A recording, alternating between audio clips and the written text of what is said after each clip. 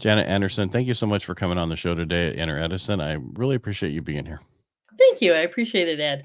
Yeah. It's good to be here, and I love your topic. I love the let's get real about stuff Well, it's really approach. it's our greatest accomplishments come from our greatest defeats, and once we realize that, it's okay. I've Mhm. had a lot of people in the beginning when I started the podcast actually talk about it, and then because I had Brian Smith who brought UGG to America, and how people didn't realize and it took him 15 years to be successful, and during that period of time, he actually lost the company, had to get it back. And Mm, there's been other people like that, and it's just those are stories because people think it's overnight. It's not overnight. It takes forever, and there's a big struggle. There's only unusual situations where it's different than that. exactly. Exactly. Yeah, I've been working with entrepreneurs for over 40 years and had four of my own businesses, and it's always takes longer than people think, and it's never a straight line. Right. And you might lose one or two along the way. Hmm. Absolutely. Because sometimes things happen to you that you can't plan for. Mhm. Like the government gets involved for some reason or another. Yep, and life happens. Life happens on a pretty regular basis, so Yeah. it's what do we do with it once the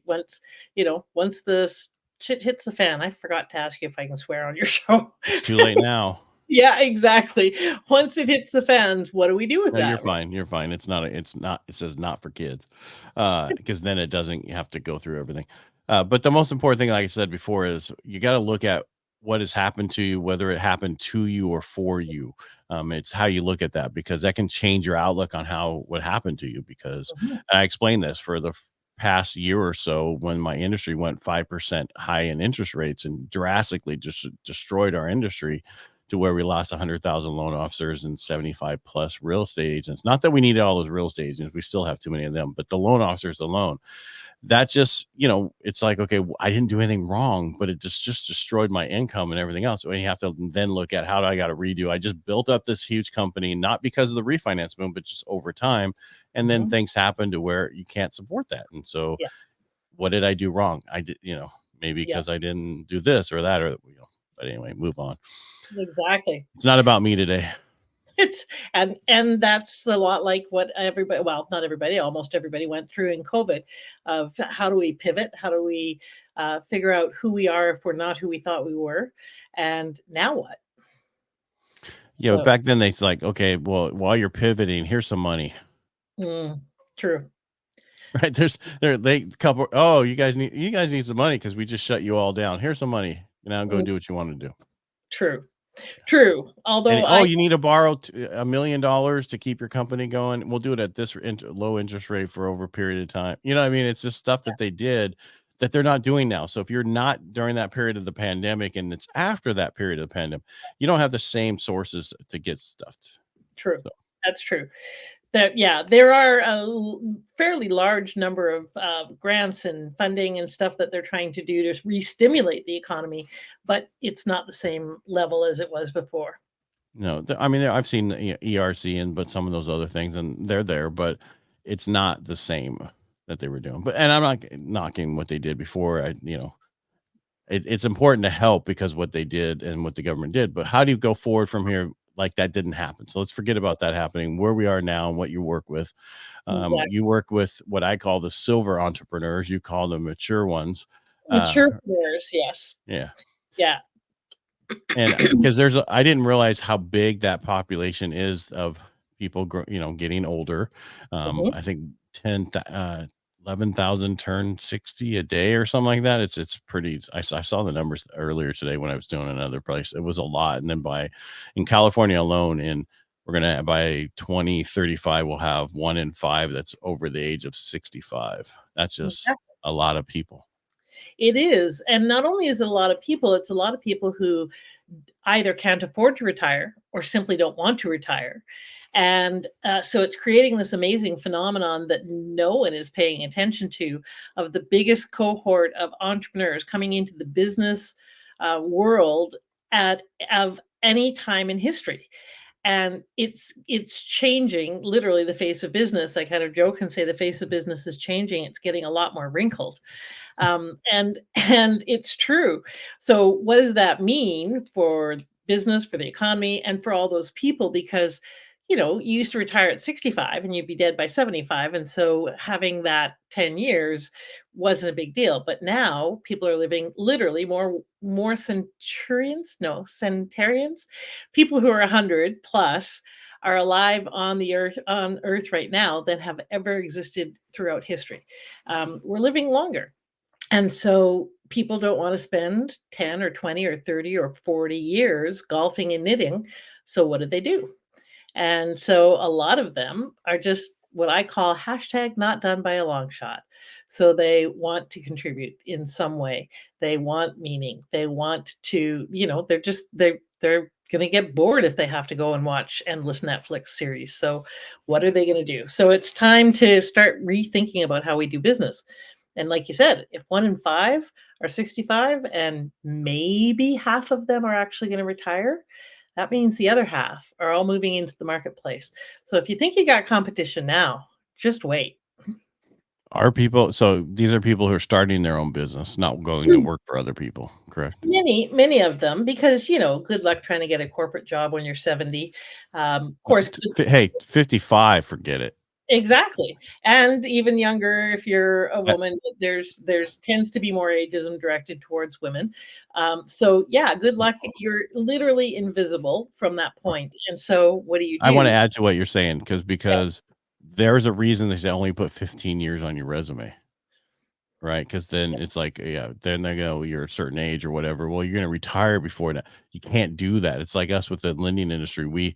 If you're 85, I have to give you a 30-year loan. Period. There's no age discrimination, but it seems like they can kind of get away with it again.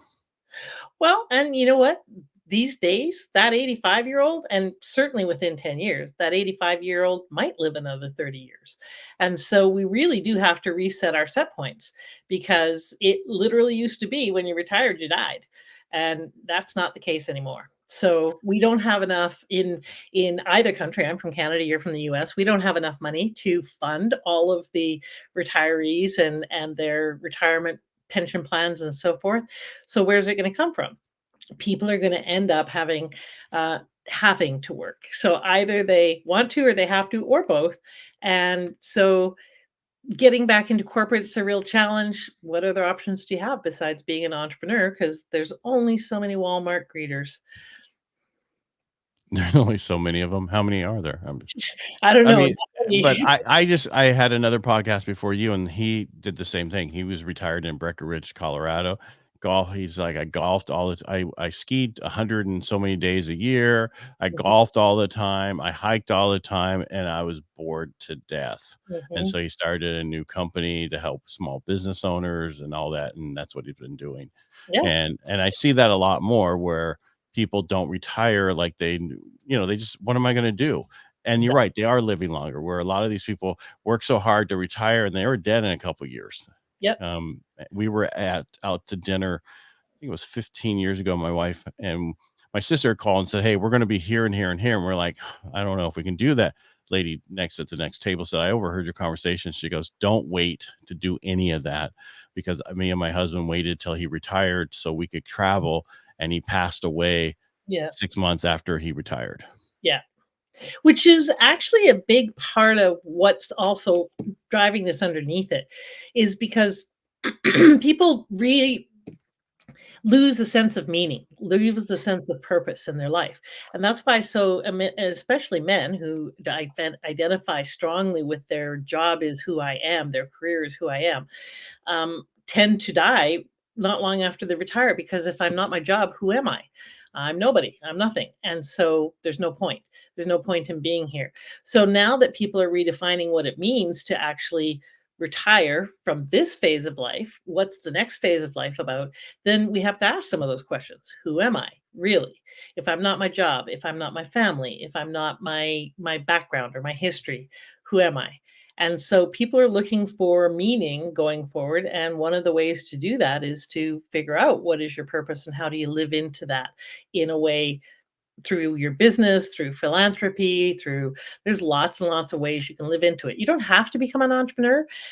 You could do volunteering, you could do, Habitat for Humanity in other countries. There's so many different options, but there needs to be some kind of reinvention, or we end up feeling like there's no point.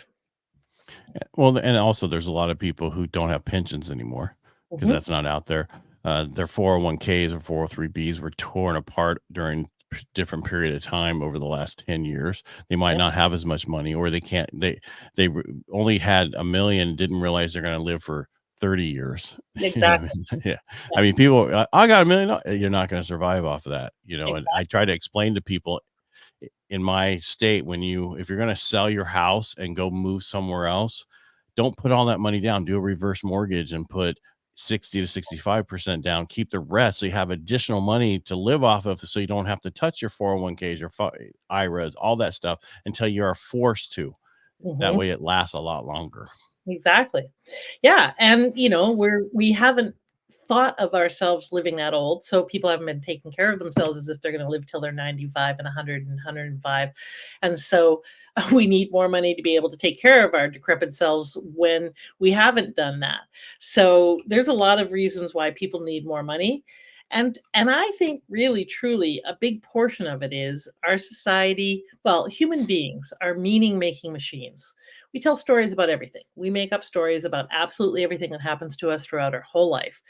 And if we don't have an inspiring story about who we are, about what we're up to, about what we're doing in the world, about why we matter, then people get depressed, they lose motivation, and they decline rapidly. So it's really a bigger question of how do we stay happy, healthy, and mentally well, because mental illness is on the rise in a lot of ways.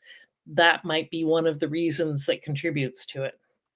Yeah, when you were talking about losing purpose, I thought about, I'm a veteran, and we lose purpose when we leave the military, and even so more so after, if you serve for 20 to 25 years. To a lot of them are committing suicide. Mhm, 22 a day plus one active member, and that's the mental illness that you just talked about. But the main thing is the purpose, and how do you get that purpose back? mhm. Yeah, exactly. Well, one of the things that I think is really important is, and that I work with a lot of people on, is defining what is your why? Why do you do what you do? And it's not like my definition is a bit different than what a lot of people approach it as.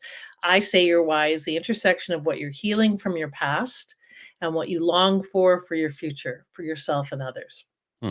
And so some people think purpose is God given or you came in with it or whatever. And if that's your belief, that's fine.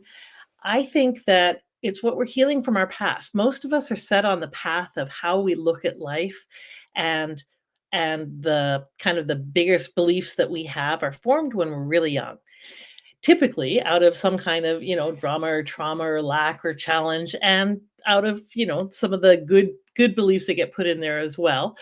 um, and most of those are the ones that challenge us throughout our lives. I call it the wake behind the boat.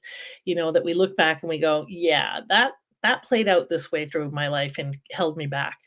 um, and we long for making a difference. We long to matter. We long as human beings to have an impact.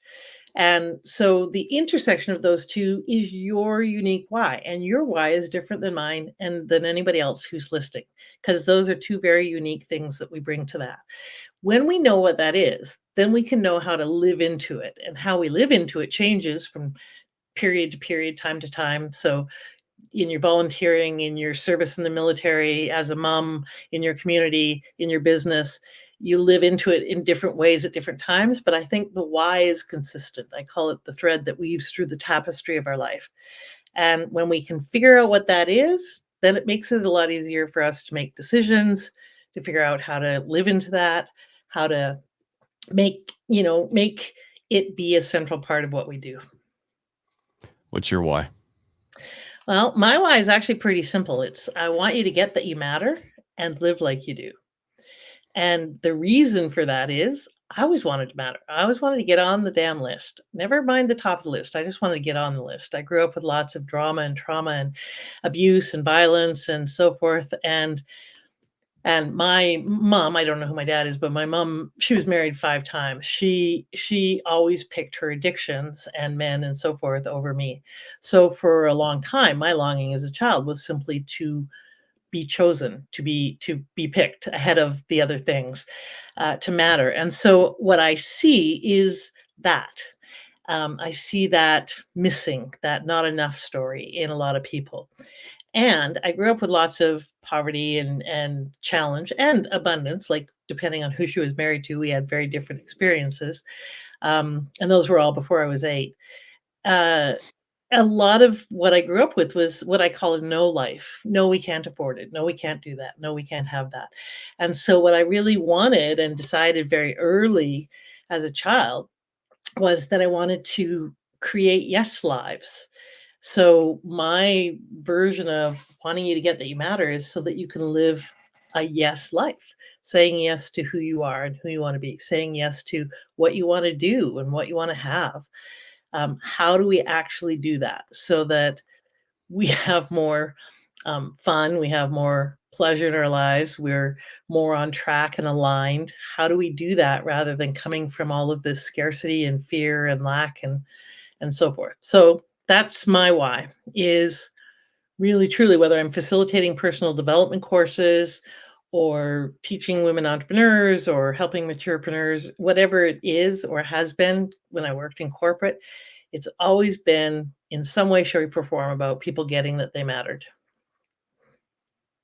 And how do you help people know that they matter? Well, a lot of times it's just it's it might sound trite, but really it's loving them where they're at, because in most cases, most people feel have a not enough story running. Right? I'm not good enough. I'm not smart enough. I'm not thin enough. Whatever, old, young enough.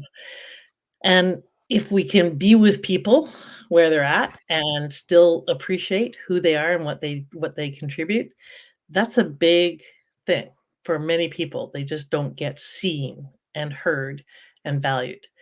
So a lot of what I do, I kind of joke sometimes I get paid to love people. That's what a coach does essentially. Yes, I help them grow a business. Yes, I do, practical things and help them with their marketing and all of that. But really, mostly I get paid to love people past I call it loving them past their BS, their belief system and their BS stories. That's what I do. Wow. And do you a lot of them have these issues? Every human being I've ever met. Whatever the issues whatever the issue flavor may be, I have yet to meet a human being who doesn't have some version of something going on. Gotcha. All right. So when you're helping the your entrepreneurs move forward or start, do you help them come up with their ideas? How do you Uh, what's the process? How do you get involved with people, or how do they and or how do they find you to get well, involved? they find me on social media and referrals and various things like that. But I actually don't work a lot with newbies, brand new people into the field. Maturepreneurs who have been professionals in the past and are kind of pivoting and shifting. Some of those I do work with, but mostly I work with experienced entrepreneurs who've been spinning for a long time. I call them my smart, savvy spinners. They know a lot of stuff, but they are trying to do the wrong thing at the wrong stage or the wrong approach for them. They've been sold some solution by the gurus on the top of the mountain that work at the top of the mountain, but not where they're at on their journey up the mountain. And so they think it's their fault. It's just the wrong tool at the wrong time. So I mostly work with them and help them figure out what is their way of doing it, because they're cookie cutters are meant for cookies, not for business models, not for business people. Cookies. So I help them figure out what's going to work for them and what will they actually do. Entrepreneurs are rebellious little people. They don't like following rules, and they generally don't like doing things the standard ways and so forth. So how will they do what works for them so they can be successful? Well, main reason people are entrepreneurs is because they don't want to listen to people. They A don't lot work well. They don't work well with other people to a certain point. of so, Now, yeah. have you found that some of these people, because this is what I found out. So what I Mhm. like to do is I come up with an idea and I can sell that idea, which is only 15% of the population. Now to Yes. do the actual other stuff, that's not me. That's not Yes. what I do. I don't do that well at all. I need somebody else to do it, because if I have to do it, it just doesn't get done. And I don't. Exactly. Yeah. Well, and there's what I call well, actually Barbara Scher came up with this: scanners and delvers. Scanners, we used to be called Renaissance people. Now we're called flaky, but we like to start things and not necessarily finish them. We're multifaceted, have wide range of interests. Our bookshelves are everything from A to Z or Z. And if you tell a scanner to pick one thing and focus, then their butt goes tight. And delvers are people who love to focus and do one thing at a time and go deep. And they've got one thing on their bookshelf. And if you tell them to multitask, then they get really anxious. Both of them are needed. Your innovation, your forward thinkers, your visionaries tend to be scanners. The implementers, the ones who deepen the expertise, you want your brain surgeons and your bridge builders to be delvers. We need both, but scanners get given a hard time, and many entrepreneurs are scanners. They're the visionaries who see the problem, want to solve it. And so, yeah, I do come up with ideas for a lot of people about figuring out how do you take what you love and turn it into something you get paid for. That is essentially the nature of business when you're focusing on being purpose led. And I think it's really important to do that. Could you do work to just make money? Sure. But after a certain point, what's the point? Because the money is for something. It's to make something, better in your life or in the world. So how do we actually infuse that with some meaning? So how do we? Well, figure out what your why is, what matters to you, what How do you different. help people how do you help people find their why? Oh, well, Or do you help them? no, I really do. A lot of it, so there's a couple things I'd say. One is it's really hard for us to see because it's right on the end of our nose. It's like water to a fish. So you got to get someone who can help you pull it back and take a look at it and who can hear and listen for it. But there's three really practical exercises that I'll give you really quick that people can do themselves. Just write out, journal, do this stuff, and you'll start to see a theme emerging. You'll start to see a thread that you can kind of pick up on and follow to the end. That's likely close to why you do what you do, why this matters to you to do this work in the world or to do whatever it is you do. One is, if I handed you a magic wand through the magic of the screen and you waved it, what's one thing you would change about you, yourself, or you, other people, or the world? And you write that down. What would that be? Um, and set it aside, come back to it, look at it later with kind of fresh eyes as if this was a person you didn't know. The number two is, what is your soapbox that you get on and rant about? What do you rant about? And if you think, oh, I don't rant, just ask your friends and family. They'll tell you what you get on a soapbox about on a regular basis. I know what I get on a soapbox about, because What is it? I'm on talk radio. So Yes, politics. Yeah. And politics. how it affects us.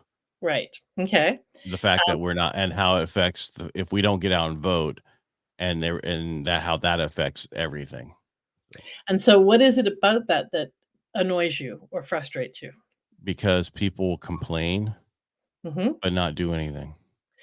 So it's that people don't take accountability for the results. Yeah, it's their results. It's when people said, I can't vote for Trump and I can't vote for Biden, so I'm not voting for anybody. Well, you just voted for Biden. You know what I mean? It's just not understanding what your thing was and what you're doing. Right. Everything you say you do it's going to affect one way or another. Right. So is it the lack of accountability, or is it what is it about that really annoys you? Is it that they're not part of the solution? Right. I mean, I don't. My thing is, I think we're 99. So I'd say 98% of us are all pretty much in the middle. There's just 1% on each side that's the loudest and the most annoying to all of us. Right. But we don't do anything about those ones. Right. Meaning that we don't stand up and make our vote counted. It's huge. People think, oh, my vote doesn't matter. It does matter. And I just want people to get out and make that. If everybody got out to vote and it still went the same way, then there's nothing to complain about. Right. I mean, don't get me Exactly. wrong. You look at the Super Bowl, right? It just happened. They all, till the last minute, they were all going, and then Chiefs won, and then the 49ers have a lot to complain about. And if it would have went the other way, it would have been the same thing. Yeah. but you played the best game you possibly could. You did everything you possibly can. Yeah. If that is what we do, then I'm okay with it. But when you don't play the game to the best of your ability, you just somewhat show up, that's a problem. And Yes. that stems from my background in the military. Mhm. Yeah. Yeah, that it's important for you to give your best, to do your best, to Mhm. be your best. Um, so the second one would be, what do you rant about? The third one would be, what are some significant events from your childhood, as much as you can remember, or as early back as you can remember? Some of us have blocked out our childhood, so we may not, like I don't remember much before 8. But as early back as you can remember, what was a significant event? A lot of times they were painful or challenging events, but not always. And it's significant can be big or small. Could be mom didn't bake cookies for the bake sale. It could be, I was molested by my grandpa. Whatever it is, what was significant? And more importantly, you just write that thing down in point form. What was the decision that that little boy or girl made at that time about themselves or the world? And it's real hard to look back and see it through the eyes of the child, but that child made a decision. And I guarantee you, if we can figure out what that decision was at that time, you can see the trail of that throughout your life. I call it like the wake behind your boat. You can see the impact of that going forward in your life. And so, whatever that decision was, has an impact. I'll give you an example related to my business in a second. But when you look at that and you figure out what's the decision that I made, what's the prices I've paid for that, and what's a new decision I can make now as an adult looking back? How do we reframe that story? Because basically, it was just a story that little kid made up. It's not the truth, it was a story. So, what's a better story that makes us more effective? Because we're making it all up. So, we might as well make up better stories. So, um, those are some ways to kind of look at what is the theme? What is going on? What is something that's fairly central to this person? What are the repeated, core issues?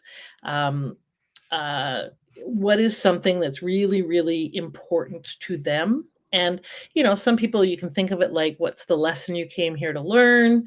What are you trying to figure out for the universe? There's a lot of different ways you can frame it, but basically, what is that thread that weaves throughout your life that really matters to you, that if you could fix this thing, that would be the thing you'd want to fix?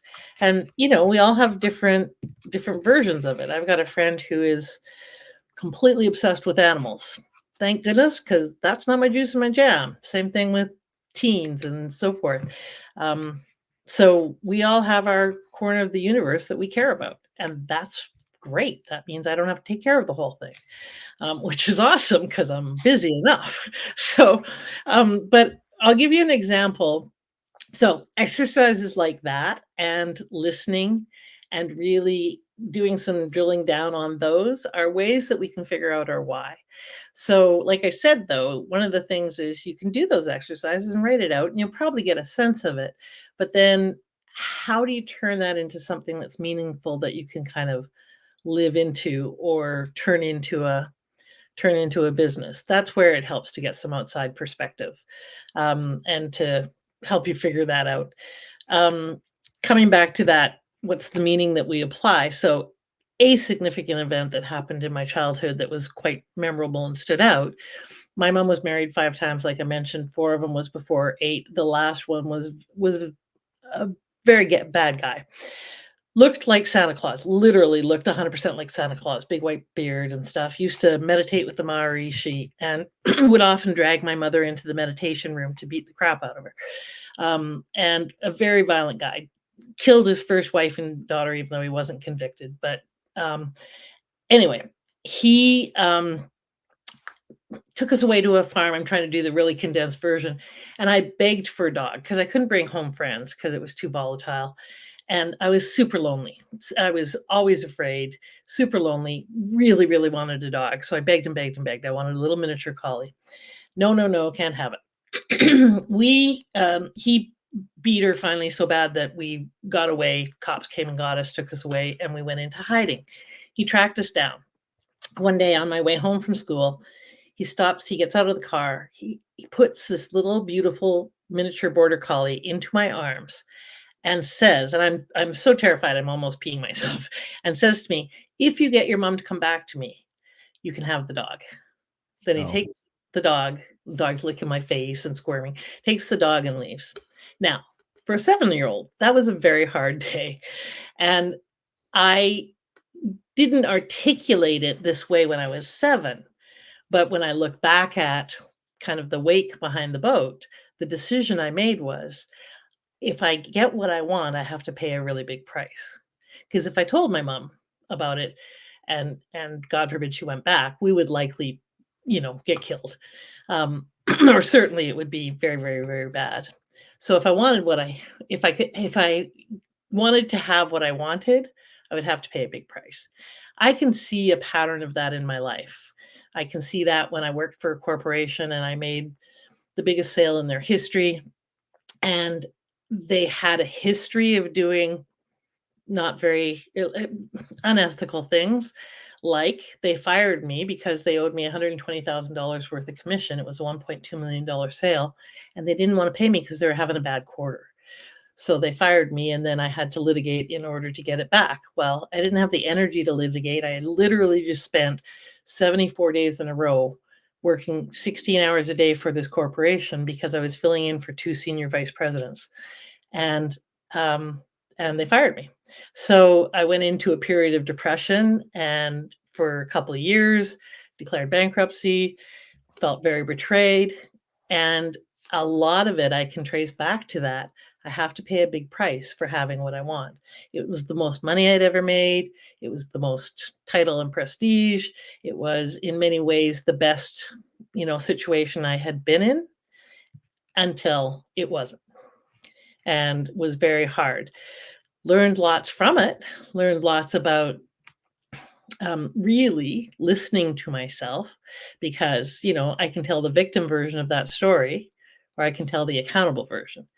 The victim version is big corporation took me for, all this money, bad them, I made the biggest sale, they, should have loved me, and so forth. The accountable version is, I knew they did that kind of slimy thing all the time, and I didn't protect myself and get my money fast enough. The accountable version is, even though I had a lawyer that took it on contingency, I said no because I didn't have the wherewithal to stay in the fight for 2 years. So there's a lot that I learned about listening to my knowing, because I knew that that was going to happen. I knew that that's who they were, and I didn't listen to what I knew. So yeah, paid a big price. I mean, everything you just said there is amazing. But when you first started, the first thing I thought of was, in order to get anything in life, the question really is what are you willing to give up? Right. Mhm.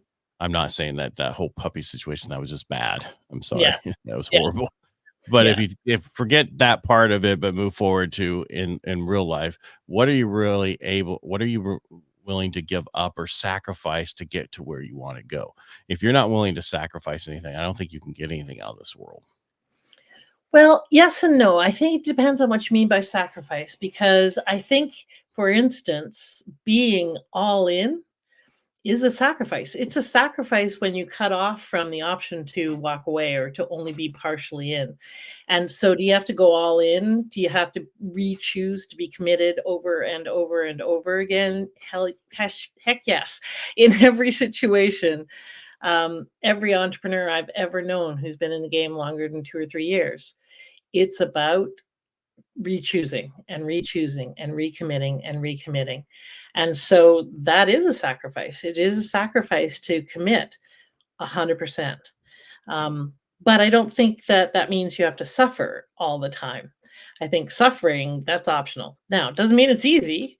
Doesn't mean you don't have losses. Doesn't mean you don't struggle. I've had, you know, a lot of ups and downs, but there's a difference between dealing with what is and choosing to let it turn us into a victim and be, really taken out of the game by it. Right. Eh, there was a lot that you unpacked today. Thank you for that, especially at the end there. What do you recommend, or who are you looking for? I should say, who, we talk about, who your client is and that kind of stuff. How do they get a hold of you? How do they find you if you want to work with you? Well, thank you for asking that. I appreciate that. So basically, if you're someone who is too inspired to retire, I have a podcast. I'd love to have you on if you've done something that is really interesting. Um, uh, if you would like support in moving forward and figuring out what the next stage is for you, you can reach out to me on Facebook, Jannette Susan Anderson, on LinkedIn, same name. And you can find me on the Maturepreneur podcast, the Purpose and Profit Sisterhood Facebook group. I'm on a lot of different places. I would love to connect. If you DM me, please be patient. I forget to reply to my DMs, but I do really like you and I will respond. Well, and at least you do it, because there are people who have VAs who do it who you can tell are not them. But some of the bigger people, they all reply. They keep it to themselves to reply. They don't have a bot do it. And I'm glad that you reply to yours. And Jannette, it's been really nice having you on the show today. Thank you so much. And I really appreciate, Ed, that you are someone who wants to have real conversations and tell people that it's not always easy, but that there's always a win in it for them. And coming from the background you come from, that says a lot about you and your character. Well, thank you. You know my background. I'm sorry. You must have read my bio. I'm thinking most of the military and all the stuff you've had Well, to do. because I lost my dad at age 12 of Harry cell leukemia, but he was a mean, whatever. We'll just move on from there. So kind of the same story where I had the same thing, but I've learned, it took a while to get through that. But I find with military people who go into the military all have issues from their childhood, because Yeah. there would be no reason they'd run towards danger to help things if they didn't. So. Yeah, and they have, a desire to belong and to be needed and to make a difference, and so that's a wonderful thing that they do, and, the Pollyanna in me says, "Man, I wish we didn't need a military." Well, And, you know we always need somebody to protect us. Yes. So one of the things that I actually would like to offer, because you just mentioned this and it's important, I'm going to give you a link for a complimentary Why Whisperer session. If you or any of your people would like to go through that process, it's an hour long. I normally charge for it, but I will give you and your people a complimentary one where you can come and figure out what your why is, how you articulate it, and how you use it to figure out what's next for you. How do they find that? So you can, I just put a calendar link in there, so you can put it in the show notes, but it's my Okay. calendar and a why clarity call. And like I said, it's normally I charge a fair bit for it. And this one, you can just come and book it for free. So it'll be in the show notes. Okay, yeah, and I also put it on the podcast in Yeah. that note. All right. Thank you so much. I appreciate it. I appreciate being here. I appreciate you having me on today, Jannette Anderson. So reach out to her, check it out. I'll have, like she said, I'll have the calendar in the show notes for you, and go find your why. All right. Make it a great day. Thanks for being here. Again, Thanks. Jannette, thank you for being here.